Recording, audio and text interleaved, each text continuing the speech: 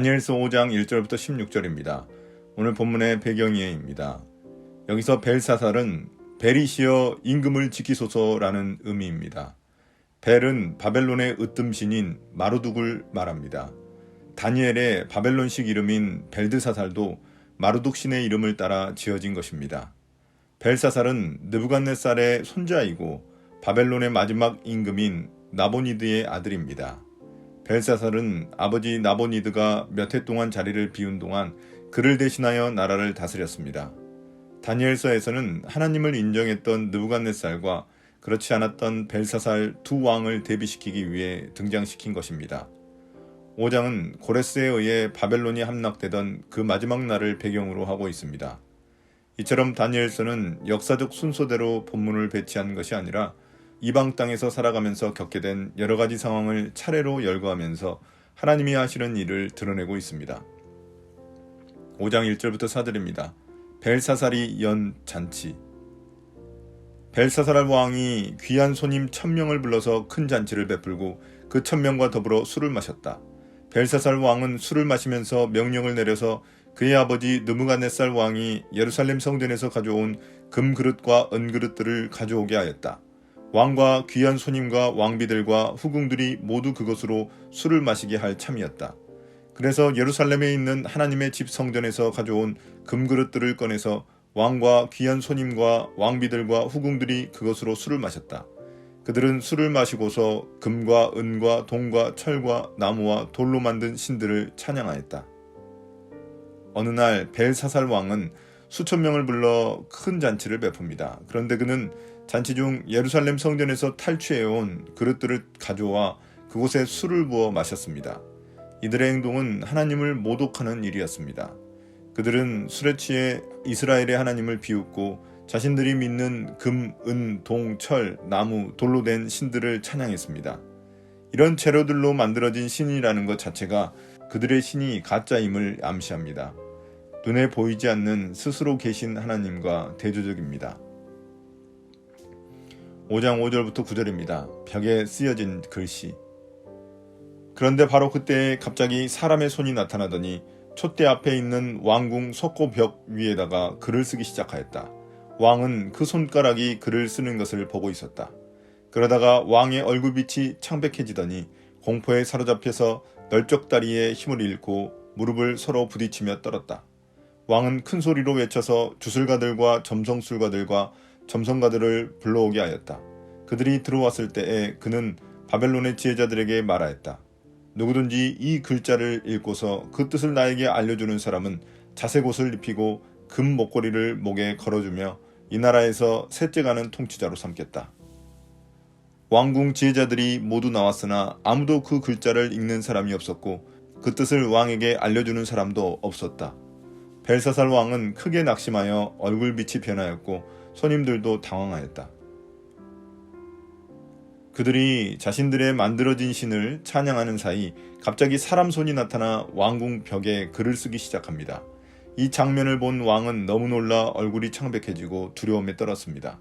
왕은 바벨론 지혜자들을 불러 이 글을 해석한 자는 나라에서 셋째가는 통치자로 삼겠다고 선포했습니다. 자신과 왕비 다음 가는 자리를 말합니다. 그러나 나라의 지혜자들은 아무도 글자를 해석할 수 없었습니다. 이에 왕은 낙심하여 두려워했고 손님들도 당황했습니다. 이러한 왕의 두려움과 바벨론 지혜자들의 무능함은 또다시 다니엘이 등장할 배경이 됩니다. 5장 10절부터 12절입니다. 왕의 어머니의 추천. 왕과 귀한 손님들의 고함 소리를 듣고서 왕의 어머니가 연회장으로 들어왔다. 왕의 어머니가 왕에게 말하였다. 임금님의 만수무강을 빕니다. 임금님은 너무 번민하지 마시고 얼굴에서 근심을 떨쳐버리시기 바랍니다. 임금님의 나라에 거룩한 신들의 영을 받은 한 사람이 있습니다. 그는 임금님의 아버지 때에 명철과 총명과 신들의 지혜와 같은 지혜를 가진 사람으로 알려진 인물입니다. 임금님의 아버지 느부갓네살 왕께서는 그 사람을 마술사들과 주술가들과 점성술가들과 점성가들의 우두머리로 세우셨습니다. 그의 이름은 다니엘입니다. 그에게는 탁월한 정신과 지식과 꿈을 해몽하는 총명이 있어서 수수께끼도 풀었고 어려운 문제도 해결했습니다. 느부갓네살 왕은 그의 이름을 벨드사살이라고 부르셨습니다. 이제 다니엘을 불러 보십시오. 그러면 그가 그 글자를 풀어서 임금님께 알려드릴 것입니다. 이런 상황에서 왕의 어머니가 등장해 해결 방안을 알려줍니다. 고대 근동에서 왕의 어머니는 특별한 정치적 지위와 영향력을 가지고 왕에게 조언을 하였습니다. 왕의 어머니는 왕에게 거룩한 하나님의 영을 받은 사람인 다니엘을 소개합니다. 그녀는 과거 느부갓네살 왕 때 다니엘이 꿈을 해몽한 일을 소개했습니다. 여기서 벨사살은 다니엘의 존재를 모르는 것으로 묘사되어 있습니다. 이는 능력 있는 사람을 알지 못하는 그의 어리석음을 간접적으로 비판한 것입니다. 5장 13절부터 16절입니다. 왕의 요청. 다니엘이 왕 앞에 나아오니 왕이 다니엘에게 물었다. 그대가 바로 나의 부왕께서 유다에서 데려온 유다 포로 가운데 하나인 그 다니엘이란 사람이요? 나는 그대의 이야기를 들었소. 그대에게는 신들의 영이 있고 명철과 총명과 탁월한 지혜가 있다고 들었소. 내가 지혜자들과 주술가들을 이리로 불러와서 이 글자를 읽고서 내 앞에서 그 뜻을 알아내라고 하였으나 그들이 이 글자의 뜻을 나에게 풀이하여 주지 못하였소. 그러나 나는 그대가 글자를 해석할 수 있고 어려운 문제도 풀 수 있다고 들었소. 지금 그대가 이 글자를 읽고 나에게 뜻을 풀이하여 주면 그대에게 자색 옷을 입히고 목에 금 목걸이를 걸어주고 이 나라에서 셋째 가는 통치자로 삼겠소. 이제 다니엘이 왕 앞에 나오자 왕은 다니엘의 출신과 그의 명성을 언급한 후 자신의 이야기를 들려줍니다. 그러면서 그는 이 글자를 해석해 주면 큰 상과 함께 나라의 셋째 통치자로 삼아주겠다고 말합니다. 그의 말을 잘 보면 그는 왕의 어머니의 말과 달리 다니엘을 유다 포로 중 하나로 여기고 있음을 알 수 있습니다. 그러나 여기서 그들이 도저히 풀 수 없는 문제에 다니엘이 등장한 것은 그들과 그들의 신이 무능함을 까발리고 하나님이야말로 모든 지혜와 총명의 근원임을 드러내는 것입니다. 오늘의 묵상 포인트입니다. 첫 번째, 하나님은 어떤 분입니까? 하나님은 권력자들의 즐거운 잔치를 심판의 자리로 바꾸십니다. 그들이 성전 그릇에 술을 따르며 온갖 우상을 찬양할 때 하나님이 오셔서 그들의 죄를 한자 기록하십니다. 이에 모두 놀라서 두려워 떱니다. 어쩌면 지금 이 세상에 탐욕을 즐기는 자들의 모습일지 모릅니다.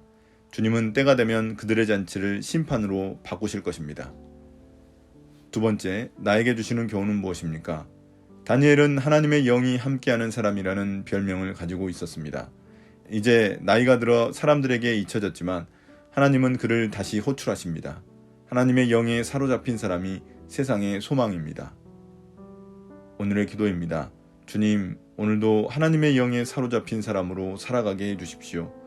우상들이 즐비한 세상 속에서 주님의 지혜와 총명으로 주님의 거룩한 이름을 드러내게 해주십시오. 예수님 이름으로 기도드립니다. 아멘.